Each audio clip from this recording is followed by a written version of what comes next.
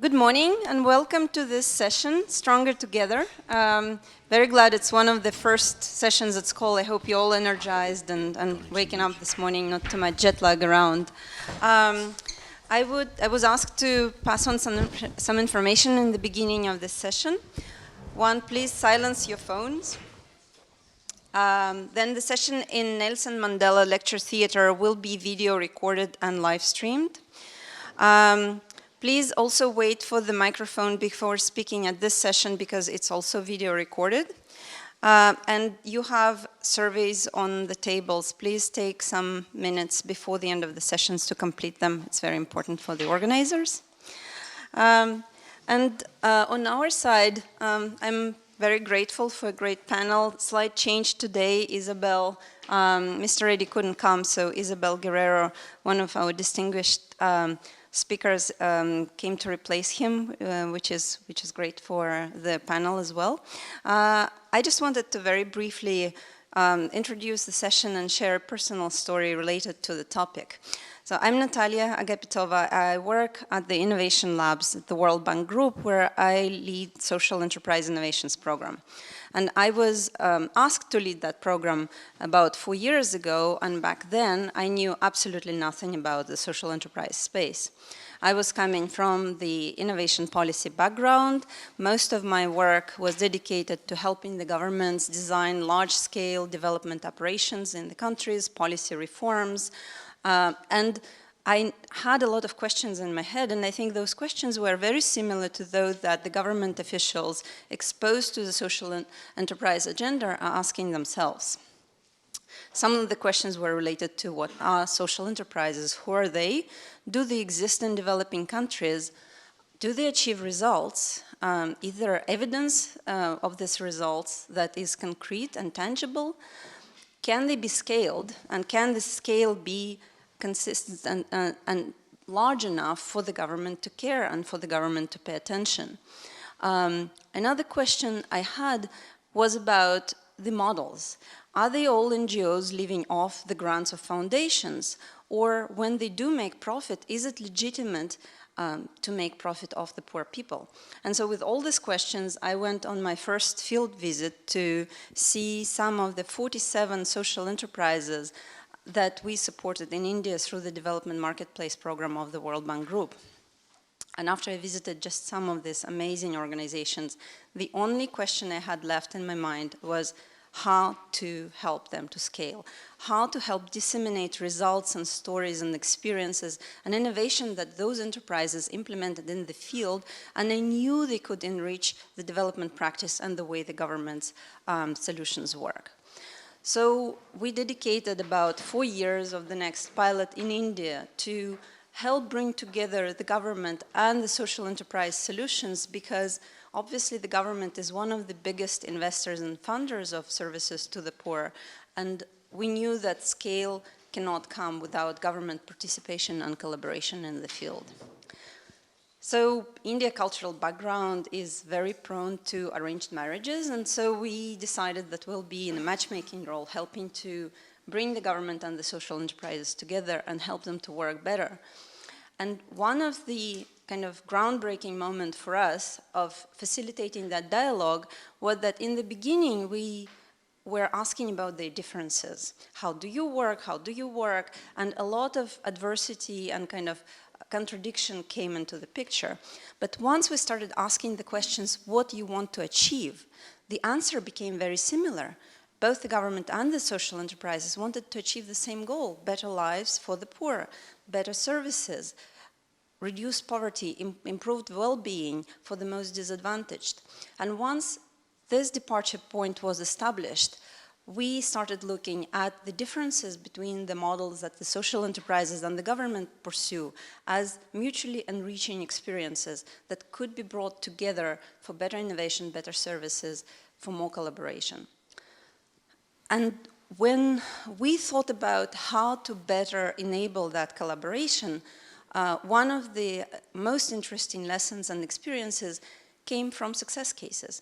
from the work that was already being done together. And so I'm very happy to moderate this panel where all three panelists have great experiences in helping establish those connections. So I would welcome you to start actually by some interaction at the tables. I would like it to be a very participatory and interactive session led by your questions. So if you don't mind spending a few minutes just introducing yourselves at the table and stating your name, where you come from, and what are your, in 2 or 3 sentences, what are your core impressions or experiences of collaboration between the government and the social enterprises. And then you have some questions printed at the table, and if you don't mind, in the next 5 minutes after you introduce yourself, please discuss what could be the top 2 questions that you would like to discuss at this session and you would like to ask to the panel. And you'll have about 10 minutes total for this exercise, and I'll flag you in the midway. Thanks a lot. And the questions actually will be also on the screen behind me. So, thanks a lot. So, if you don't mind starting.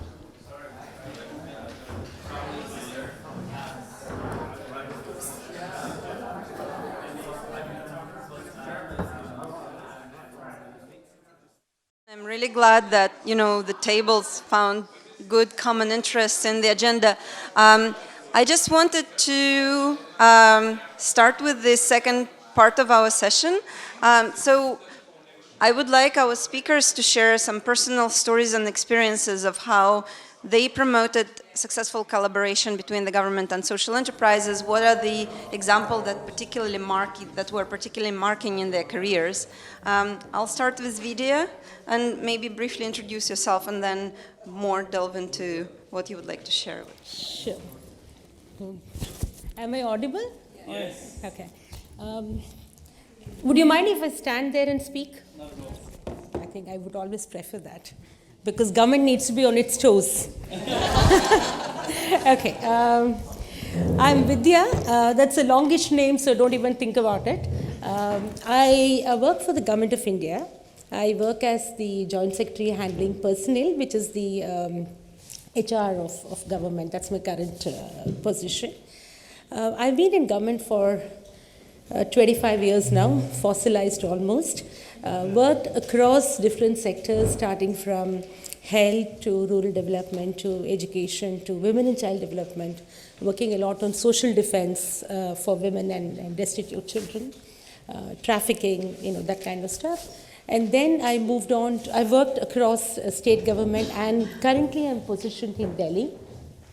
And if somebody would ask me today, I think Ismail was asking me, so we go a little long, because as a part of my career, I also worked with the World Bank Group for 3 years or so. So if somebody were to ask me, what is that you're doing today in personnel, I would say I do 2 things. I appoint people, that's actually this much, but this much is I disappoint people. So that's for a little intro. Anyway, so when Natalia was asking me about sharing experiences with this group on working with social enterprises, I thought I should probably strike a little contrarian note. And not to say that all is fine, hunky-dory, everything has been fantastic. There have been some very hard-knock lessons I have learned in the last few decades working with social enterprises. More to say that I could have probably done things much better than what I did. So there were lessons which we learned very, very early on, and I thought it's good that I should share some of them, because it's important that we learn and we also unlearn, and that I think is important in a forum like this. This was in, so how much time do I have? Let's kind of clock it. 5 minutes. Okay, I'll not take more than that. So this was in one of the very backward districts in the state of Karnataka, for somebody who knows the country. We had a huge, I was heading the Zilla Panchayat, which is the elected representatives or at the district government. So I was handling the district government, administration. We had a particular issue in a village where we had huge water issues. So there was not enough water, B, wherever there was water source available, it was too difficult for us to even to access. It would go down to 600 to 700 feet. And C, even when there was water, we had issues like arsenic contamination, we had fluorosis, we had all kinds of issues which were coming up. There were huge pipelines which were laid to that village, and we had in one of those brilliant ideas where we thought brick and mortar is the only solution to every problem in this country. So we had these huge pipelines which got laid from one corner to the other to take water there. Nothing helped. Year after year after year we tried this. It was 5 years, and there was a situation where that particular village would not get water, every other village around would get water. So in one of the meetings which we had talking to the public representatives, because ultimately they are the people who are there on the field. I mean, they are accountable to the common citizen. So there was a gentleman who walked up to me and said, ma'am, we have a solution. We can actually work with you, and we can help you to handle the whole thing. And in those times, water harvesting isn't as sexy as it is today. So this I'm talking about 1992. So he said, we can actually help you with water harvesting techniques. So chin up, I said, what water harvesting? What can you actually do? So he says, no, I will certainly help you. I've known some examples working in other parts of the country. I can come and tell you. So I did, to be fair to myself, I did give him a decent hearing. But the issue there, which is what I thought I should lay down on the table, is that as I was, as he was talking, I was only hearing. I was not listening. So it was just, his input coming, and to me, at the back of my mind was, why is he here? What is in it for him here? Is he connected to somebody back in the political system? Is he connected to somebody back in the bureaucracy? Does he want me to give contracts to his X, Y, or Z? Is it what he's here for? After 15 minutes, he left a piece of paper on the table and he said, I'll come back to you. And he said, or you call me when you want me. I never called him back. So that was 92. We closed this chapter. I moved on with life. Fast forward to 2005, I was in a different position working for the state, and we had exactly the same issue of water which had come up. This had come up on a very different front. That's actually a little bit interesting, so you're not going to kick me if I take half a minute more. So that was a situation where we had a whole lot of trafficking happening in that area of children. And the mothers would leave the children and, and sell the children off and go because it was extremely difficult for them to continue there. When we went and found out what the reasons were, amongst a host of other reasons, this was one. They said, if you had a child here, and if that were to be a girl child, and if that child were to be born in this village, the possibility of deformity is much higher because of the contamination issues, because you can't do anything about it. So we went back to the same problem. The way it kind of came out was very different, right? But the problem remained the same. Now in 2005, I was probably a little more evolved person, so I kind of called experts from the field and asked them, what do we do? Then they said, look, somebody else has done it next door, can we go and talk to them? Lo and behold, we went back and found the same solution, the same person there. I kicked myself and I said, I should have spoken to him 10 years back. I did not. Now, I just want to leave 2-3 thoughts broadly on your tables and in your thoughts for kind of thinking about. One issue I always have found, which I'm sure some of you would also validate by your own experience, is this. Government, by its nature, has a social contract with its citizens, right? So whether it is a political representative, whether it is the civil service, I mean, here I'm not talking as civil servant or a political executive. Here it's government, one entity. So there is a social contract. Step back into this. What exactly is the social contract? If I'm a citizen, I would say, I don't care if you don't give me a multiplex or a theater or a shopping mall in my area, but I definitely will ask you if you don't give me water, if you don't give me health, if you don't give me education. So on core basic social services, government tends to be the monopoly player. Where do the social enterprises come in? Almost exactly the same areas, right? You're looking at agriculture, you're looking at health, you're looking at livelihoods. These have been government monopoly areas. So instinctively or intuitively, when a social enterprise comes to the government player and says, can I help you in that? Without even realizing it, we think it is an intrusion into government space, right? It takes that little time for us to understand that, yes, there is something more that can come from the other side, number one. Number two is that over experience, again, for you to validate and kind of say no to what I'm saying, because for me that would be a learning, is this. When you actually look at a social enterprise, or whichever name you call it, it's interesting because every time I look at the word social enterprise, I look at the enterprise first and social next, because that to me is a paradigm shift in India and probably in many more countries. So now we are saying profit is not a dirty word, it's fine. You need to make your bottom line, you need to get your money, because that is what will lead you to a greater impact. So when we actually work with social enterprises, one thing which I always found to be very, very relevant for government is that you have the flexibility to maneuver and do things the way you want. You can customize your solutions. To a large extent, government cannot.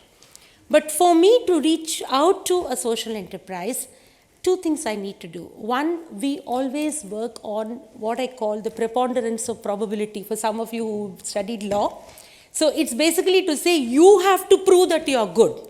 Otherwise, I will assume that you are not good, right? That's how we work. So it's important that there are demonstrable results. It sounds very simple at one level, and it sounds absolutely, no big deal, but it's important. We really need demonstrable, for a social enterprise to be part of the table for discussion, you may have fantastic intentions. You may have done this and been that and done that all over the world. But if you have not done it in that ecosystem, the first thing the government would ask you is, have you done it here? So can I see that? So somewhere I think that engagement has to happen. That's number one. Number two is that when we look at social enterprise in government, especially the way some of you who are following the developments in India, it is not restricted to a sector or a type of enterprise now. Now we're looking broad spectrum. The reason being that, government is like, if I can quote the analogy of a banyan tree, right? The banyan tree, if you see, it's huge, it's long-lasting, it's deep-rooted, it's very sturdy, right? But the biggest negative with a banyan tree is that it never allows anything to grow underneath it. You look at it, nothing grows under the banyan tree. That's probably what governments traditionally are. So I think the way we need to do it, then we need to work around that system. That can't do anything. You have the structure. One last thing I thought I should share with you is this entire engagement between a social enterprise and government works on two levels. The first is completely on a level of trust. And that is extremely important. 80% of the battle is won when, I can prove to you from the government side that I am willing to listen to you, right? Otherwise, you're not going to come and waste your time. All of us have seen people walk in with meetings, one meeting over, the second meeting, nothing comes out of it. Second thing, and on that, I think one tip which, I learned, and again, I learned the hard way, is this. So we go and sell something as a concept, as a proof of concept to a government entity. Nothing ever gets done in one meeting. So you actually need to go back and back and back till the person is like completely, he understands or she understands what's in it there. That's one. Second thing is that we may not want to have that to be spelled out that way, but it is true, which is any engagement of this nature has to be person-driven. It is completely person-driven. We may want to say it's sometimes, some of us are not comfortable when we say it cannot be individual-driven, it has to be institutional. No, it has to be individual-driven. The minute you get an institution, you're getting an entire bureaucracy with that. One. Number two, institutions also have their own set of issues. So I think individual engagement becomes important. I think the more we actually find a common ground, that your point was so very true, Natalia, that the engagement today is that what is that we can do together. It's not about, how different are you or how different am I, because there is so much to do for all of us in that space. And that's it. I thought I'll just share this very top of the mind thoughts with you. I would want to learn from all of you today. Thank you.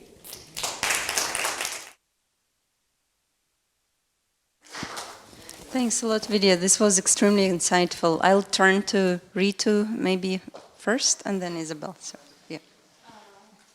Should I steal your spot? I could just stay in the center. Okay. We see who likes the spotlight, right? Maybe I can walk around here.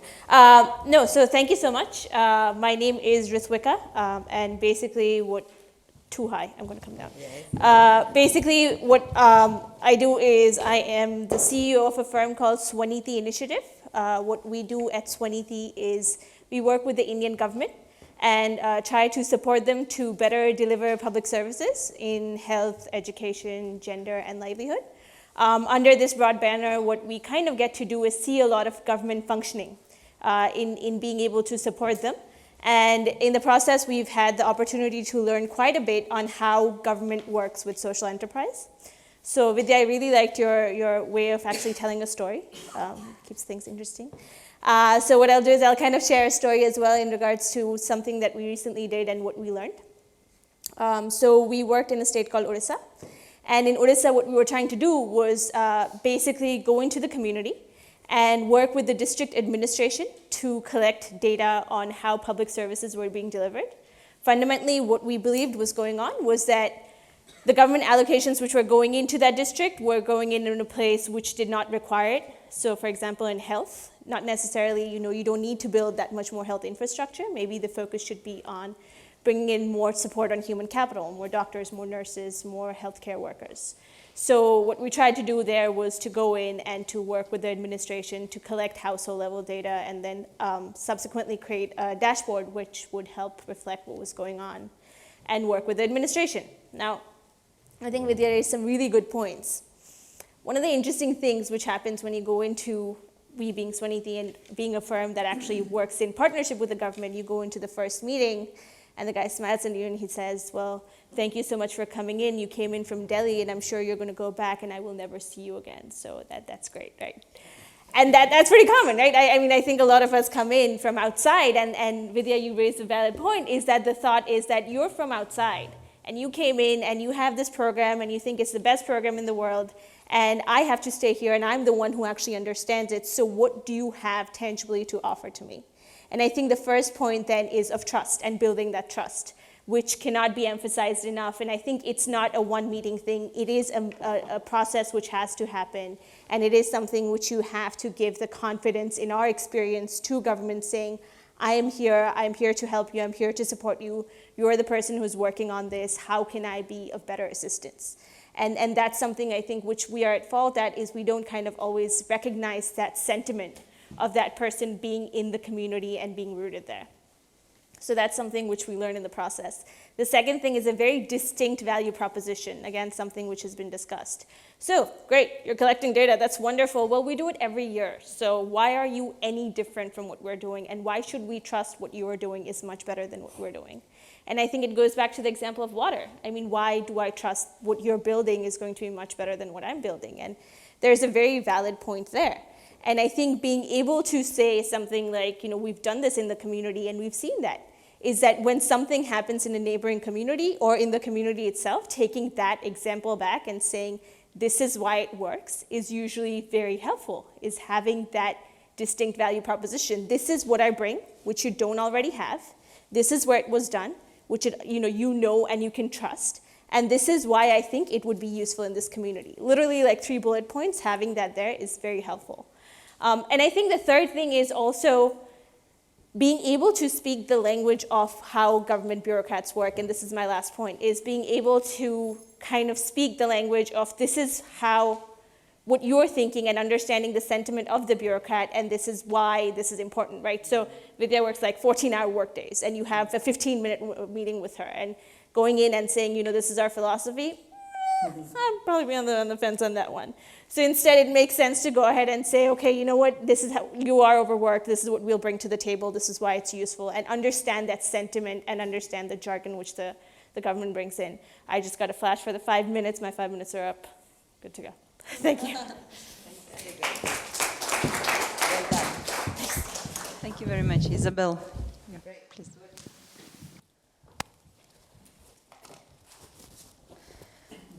So, great to be here and great to listen to both of you. It really makes me sort of arrive in India, where I've been working for a long time.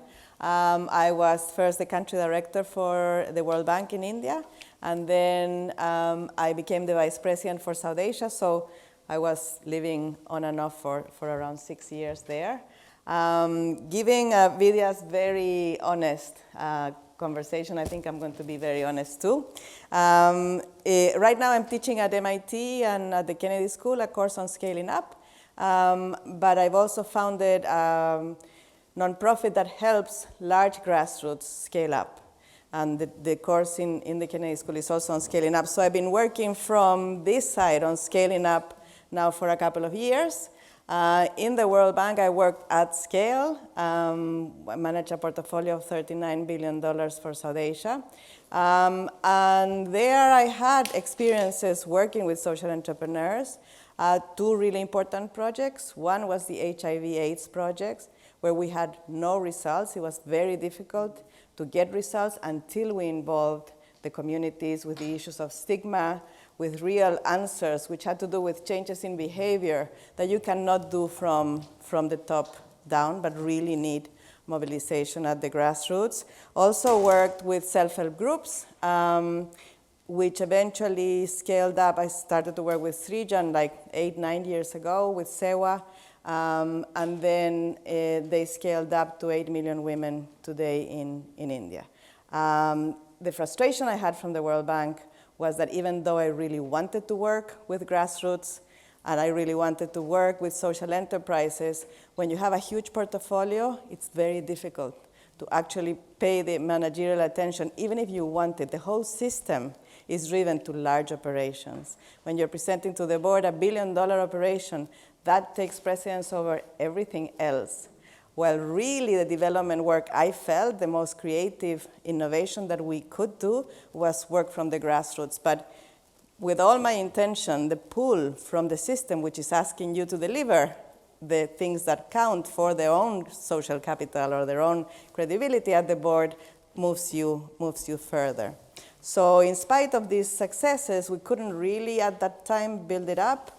Also, I think social enterprises, we were ahead of the time then. Now it's much more mature, and the innovation team has done a great job of nurturing this for several years now, and I'm hoping this is time for prime time at the World Bank to mainstream it in operations. There's enough experience and champions that point to the fact that maybe we will have something going. So from the frustration of working in the World Bank to now working at Imago, right now we're working in India and we're working in Mexico. In India, we're working with SEWA, Self-Employed Women's Association, which is scaling up from 2 million women to 4 million women. Biggest challenge there is how to move from an NGO, which is depending on aid, to having their profit centers, they have 5 profit centers, become actually social enterprises, so that they generate the revenues which are necessary for them to become sustainable, independent of aid. So that means that Q&A, what that means? I'm done with my 5 minutes? Okay, so that means that there's a lot of tension inside the organization between the values, which are very Gandhian and are really important for their identity, and then the profit motive, which comes in with the social enterprises. So that work is the work that we're doing now. They have 2 ways to scale. One way is through the market, another way is through the government. And actually, the government in India has been much better at the scaling than the market has, because of the inherent risks in the financing of enterprises, because of the long-term development nature of what social enterprises do, so the risk appetite for a long term is not there.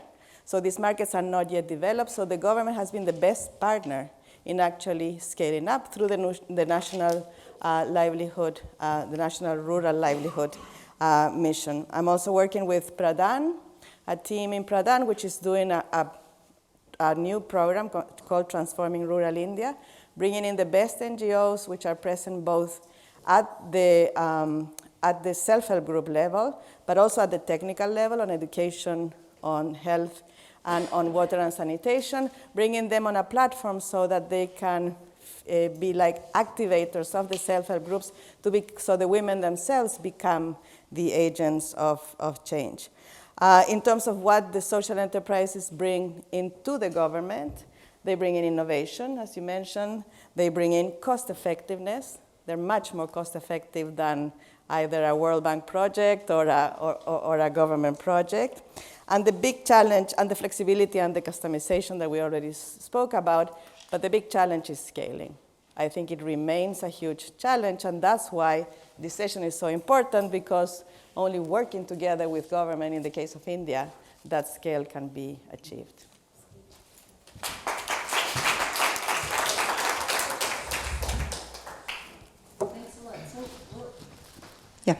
So we'll be moving to Q&A, and I'll start with kind of the voted questions. I'll just ask it back to the panel. And so what comes up quite high on the voting list is what are the obstacles and issues that everyone should know? How did you tackle them and solve them? And you mentioned quite a few, but actually there was a special wildcard question that I thought was connected to that, is what are the no-go areas for both sides? And maybe that will help to kind of discuss the obstacle. Then the second question that came up quite high is how does the data flows among the social enterprises, the beneficiaries, and the government, and how it can be facilitated. And the third one of the top list is what was the biggest surprise. And so let me just leave you with those three questions. I'll just pick whatever you want to answer, and we'll have maybe 10 minutes for your answers, combined 10-15, and then we'll leave the last 15 minutes for just audience interaction, where you can ask any questions you want. Thanks. Anyone wants to start? Oh, okay, done. Thank you. So what are the obstacles in terms of working with the government? That's a toughie, because I feel like there are really so I think one of the issues which comes in, which we consistently see, is that how the social enterprise perceives a problem and how the government perceives a problem, there are significantly mismatches on that consistently, right? So for example, if you're working in the water sector and you think that is the most pressing problem and the government wants to focus on it, I think that's what, and you go in and you pitch that way, you have to kind of make sense of whether that's a priority for the government as well. So being able to see what is a priority and connecting that to the work that the social enterprise is doing is kind of pivotal. In terms of obstacle, I think the biggest one would be culture as well. Is that the way that a government works in terms of the culture, the consistent meeting. One of the things when we first went in and we talked about when we get her back is send us a note. To me, a note is like a sticky thing that you put your things to do on, and then you cross them off. So I'm thinking like small round yellow paper, which is going to have like 5 points.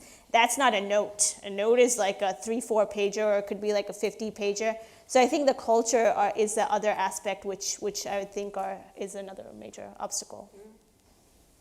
So on the no-go question, which I think is a really good one, I have learned a lot from BRAC.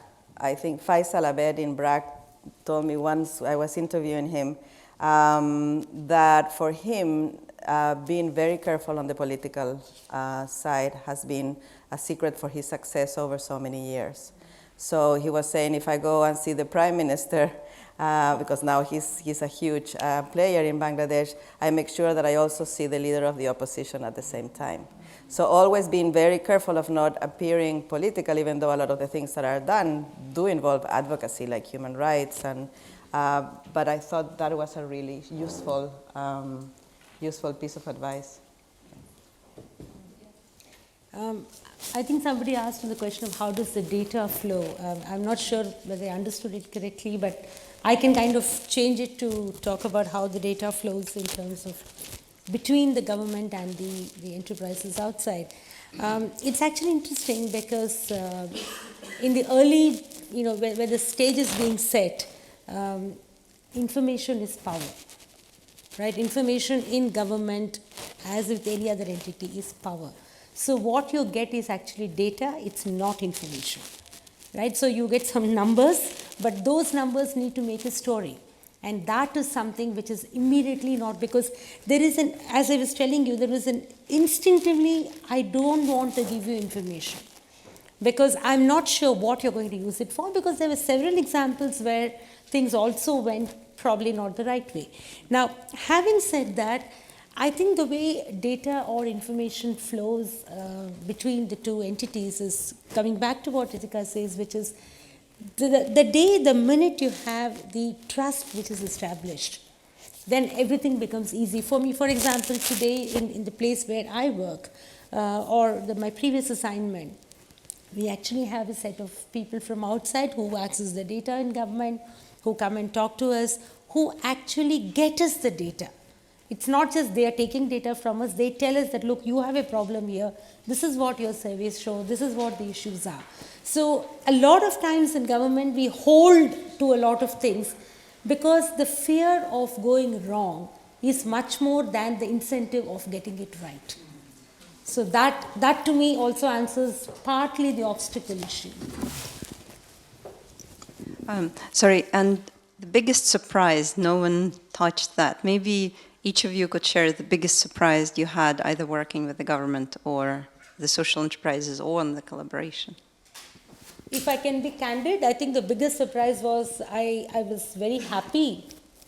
Actually, not happy is not the right word, but I was actually quite surprised to see that many social enterprises whom I work with or interacted with are quote unquote as bureaucratic as we are.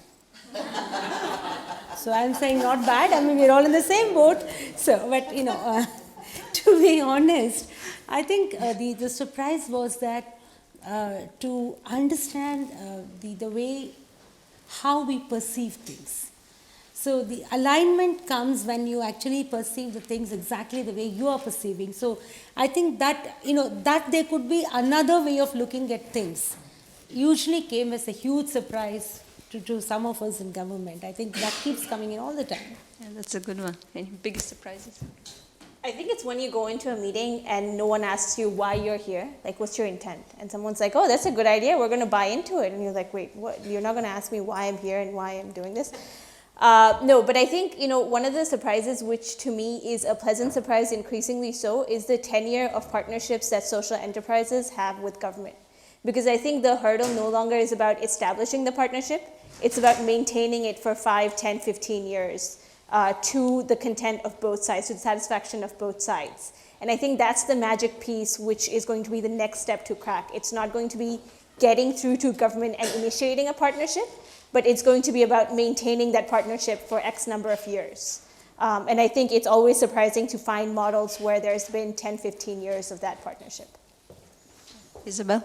So along the lines of what Vidya was saying, I think for me the biggest surprise is that size in itself, whether it comes from government, the World Bank, or a large NGO, size in itself brings its own bureaucracy, its own issues which are independent of where you come from. Yeah. Great, thanks a lot. So just some time for open questions. I already see one. Yeah. Thank you for your thoughts. I just wanted to ask, because this is something I envisage will be a problem.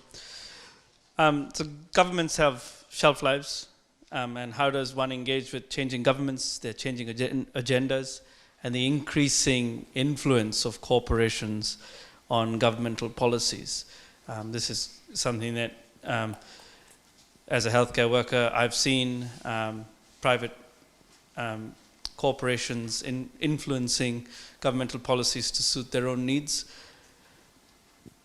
When you talk about trust, this is something that I want to try and build with the government, but if their agendas are changing all the time, how am I going to build that trust when I can't trust the government per se? Maybe a couple of, go ahead. Your name, sorry, I didn't. Rahul Gandhi is my name. Okay. Rahul, we are in it together.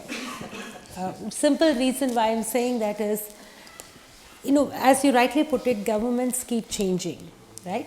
But when you're saying governments, it is the political context. The civil service remains the same. Administration doesn't change. And if you notice, government after government, whether it is in India, in the central government, or whether it is in the states, the broad policies, nobody rolls back, right? They continue.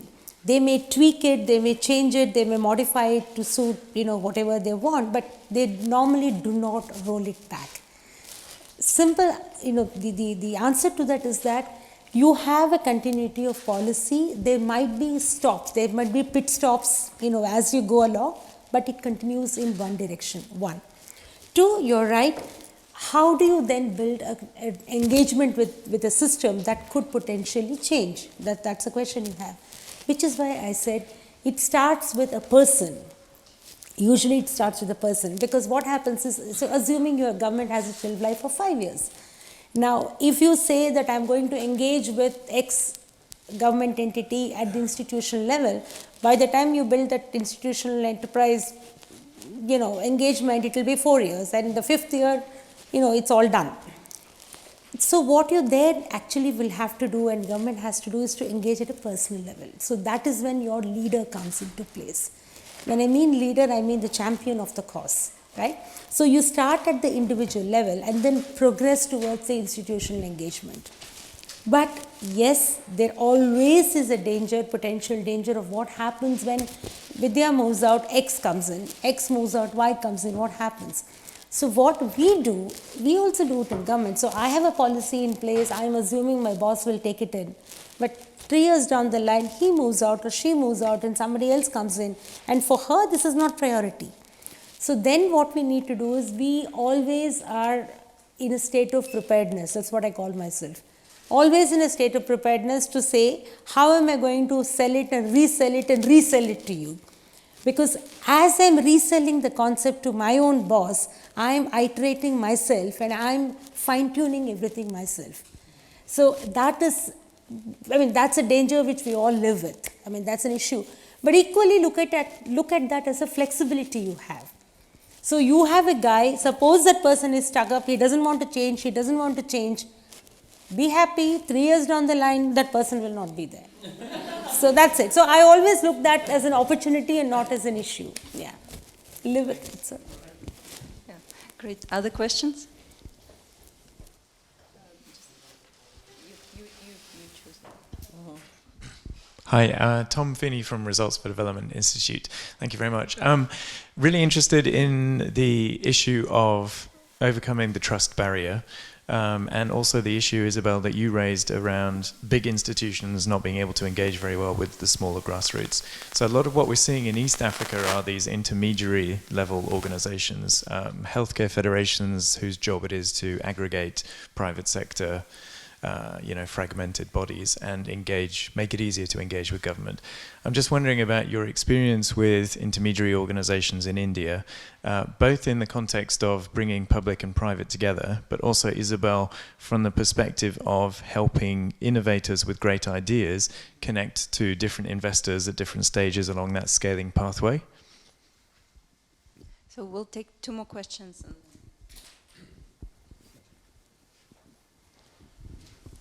Good morning. Ramesh Govindraj from the World Bank. The premise of a lot of the examples that you provided, perhaps unintentional, was that the prime mover is the private sector.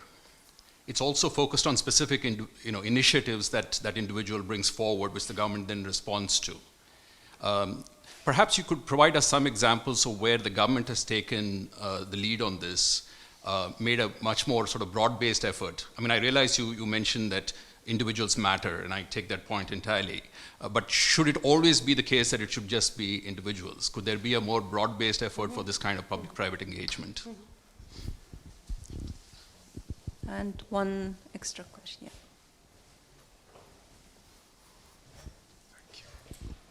Yeah. David Satterthwaite, International Institute for Environment and Development. We all celebrate grassroots. We now talk about their importance, but we don't change our financial systems to actually allow them to make choices. You know, the most successful collaboration with local government by social enterprises for me is the federations of slum dwellers, the federations of shack dwellers. There's now federations of shack dwellers in 34 nations. They're organized, and where local government is supportive, what they can do multiplies tenfold, 20-fold, 30-fold. Jokin, who's sitting beside me, is the best example of this, in that he's driven those changes in India. But, you know, the third speaker mentioned how the World Bank never funds grassroots, but I've been hearing that for 30 years. All the bilateral agencies, we can't fund grassroots, it's too expensive, they're too small. But if we recognize that the organized grassroots have huge importance for better development outcomes, then we've got to change the financial systems and not in 30 years, if I'm still alive, claim that we can't do it. Thanks. Any comments on those last three? So I think the initial question, or actually going back to the last question, in fact, I think, it's interesting because I do think that there are quite a few grassroots organizations, especially at the micro level, at least in our work that we've seen in India, that they do partner quite a bit with the district administration. I think they don't come into light as much, or they're discussed much lesser so because of their scale. But going back into one of the other questions about intermediaries, I think it's been intermediaries who play the role that they do because of the scale that they bring and the impact that they have, right? So for example, in Uttar Pradesh, there was this very interesting example of health, a particular health initiative being scaled up, which was pushed through because there were some very prominent intermediaries who were able to bring together different grassroots organizations and basically showcase several models that work, which were then brought together under the state government and scaled up as a state program, as a state scheme. So intermediaries, I think grassroots organizations have their own capacities, and I do think that we've seen enough examples of where they do partner with the district administration. What becomes effective is when the intermediary comes in, or what becomes noticeable is when the intermediary comes in and makes that scalable. And I think we see that a lot more visibly. On your question on, two points which you raised. One is, are there examples of government reaching out to social enterprises? Yes, there are. For example, if you look at in Karnataka, the state, where I worked a whole lot of years, on the energy sector, right, or especially on the renewable energy sector, it's the government which actually went out to reach out to social enterprises, because clearly there were, very, very good examples which the government could kind of pick on and scale them up, right? The entire movement, interestingly, the new and renewable energy ministry in Government of India was formed after the fillip it got from the social enterprises which actually worked in the renewable energy sector. And to the point which you raised on whether individuals matter or should they be mattering all the time. So again, I come back to the point, which is that at the initial level, it has to be the individual. It can't be, so it's like, you're selling something to, an entity, so you could go with a team. I'm not saying team is not important. All I'm saying is from the government's point of view, it's always important for the social enterprise to kind of say, this is the points person. Right? And it happens. For me, I pick up the phone and say, can you help me with this? I have a problem. So to that extent, it's important to have something which is, clearly aligned or focused on a person. And I think, Rahul, your question I forgot to take, which is on corporations influencing public on policy. Now, we are seeing this engagement of government, engaging with corporations, private sector corporations coming in and quote unquote influencing public policy. Now, per se, I would not say it's a wrong thing, right? Ultimately, they are also in the business with end clientele in mind. But the question is, are they looking at what is their incentive vis-a-vis what is the government's incentive, or what is the social enterprise's incentive? So if they come and say X is the drug which needs to be given as opposed to Y as a generic drug, so for them probably the motive would be very different. I'm using the word motive in the most positive sense. So it could be very different as opposed to a public health person in the government saying that no, this is a cheaper drug, but I don't want to risk it because of these effects. or somebody from your social enterprise side coming and saying this is not good for whatever XYZ reasons. So it's important. If I would, one of the my most favorite authors always or all time is Sun Tzu, and Sun Tzu actually says that, he says engage. It doesn't matter. So I think as government, I need to be open to every perspective, everything which comes out to me, and it is then it's for the government to apply the discretion, because as I've said early on, it is a social contract on the government and the citizen, and I'm paid for doing that. So I need to apply my discretion to say whether Rahul is saying the right things or X is saying the right things, and is both of that aligning to what I'm supposed to be delivering. Great. So on the question of intermediaries and also the question of financing model, they're very connected. So I think that there's a lot of foundations which are financing innovation, and there's not enough financing of actual scaling up. So when you get into the nuts and bolts of how do you put together systems that will give you the preconditions to be able to successfully do scaling up, there's a gap there. Connected to that on the financing model, I don't think about it as changing the financing model. I think just like there's a value of death for private startups, where you get a little bit of angel capital in the beginning, and then you have all this time where you get no money and you only you get the impact investors later. There's also a value of death for social enterprises. And I think it's very related to this intermediation function. You can get money in the beginning, you can get some money, grant money from foundations, but that transition from grant to actual sustainability, when you can become investment ready for the market to come in, that is definitely a gap which I would think falls under the question on the financing model for federations. Thanks a lot. Yeah, we have time for one other round of questions, maybe two additional questions, if you can take them. I see one here. And maybe if you can take a question on the back as well. Gopi Gopalakrishnan from World Health Partners is a service delivery organization. 2-3 points emerge here. Two instances where the government engaged with, say, there are 12 million shops, retail shops, private retail shops in India, and distributing condoms and oral contraceptives through the shops happened because the government engaged with companies which enabled the government to distribute. It's very, very strongly driven by the outputs that have to be achieved.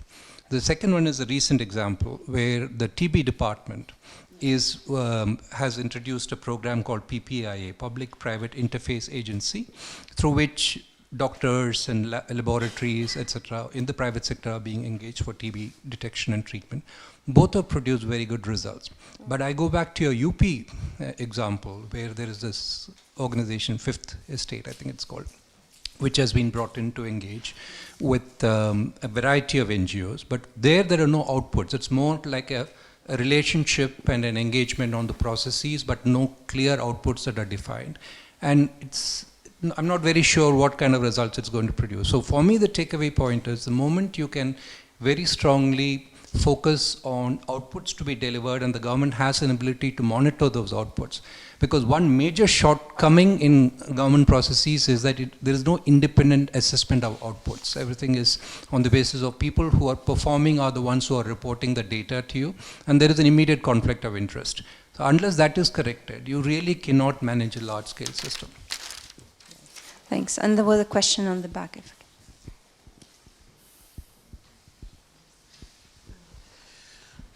I'm curious your thoughts around what if the partner that you're working with, the social enterprise, is delivering, has trust and is, can deliver high results, but they're for profit.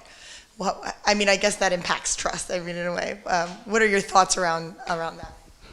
I think it's perfectly fine. I mean, because increasingly and rightly so, governments across the world have also understood that profit is not a dirty word. It's fine. I mean, because people have to make, because how do you deliver on social impact unless you have money to deliver that impact? So that is something which over the years is also, and interestingly, if you would know, even in government, The fact that we are now saying that you need to hive off a lot of what we are doing, we need to get them to actually get money being made out of what they are doing, as long as we don't compromise on the core mandate which the government has constitutionally, right?